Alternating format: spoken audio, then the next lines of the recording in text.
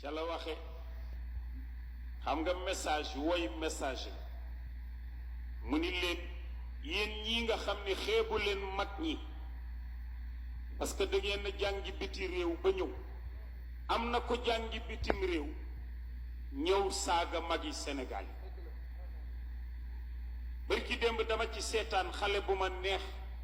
ñu di ko wax Seydina Issa Samb Laay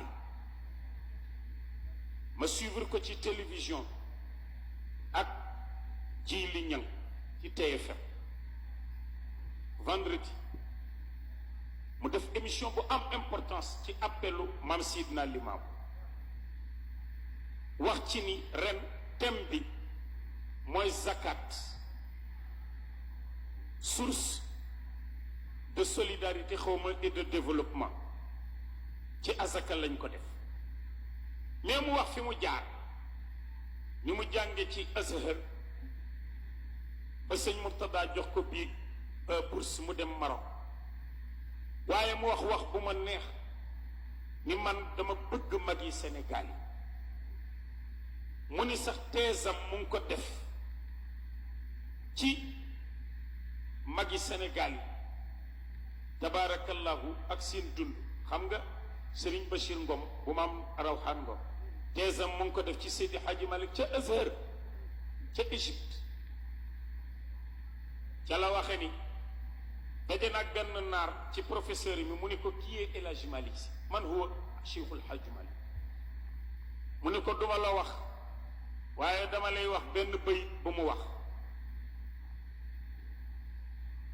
fala budda min shakwa ila llahi kurbati fama liya gayru llahi jabiru kasrati wa qar'iya bab alghayri ya rabbi lam yufid lidhaka tawassalna lidhaka sarafna nahwa babika wijhati fa anta halimun ya saburu liman jafa فها أنا عبد جئت بادي ذلتي فلما بدا لي أنه ليس مهرب سوى بارك الحامي مددت يديتي إليك بضعف وافتقار وفاقة لتغفر لي يا ربي من كل زلتي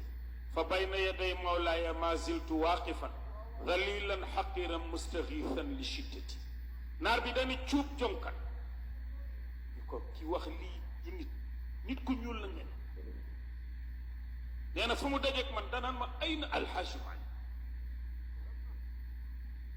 moo tax am na ko jàngi bitim réew ñëw saaga mag ñi xale bi nag wax loolu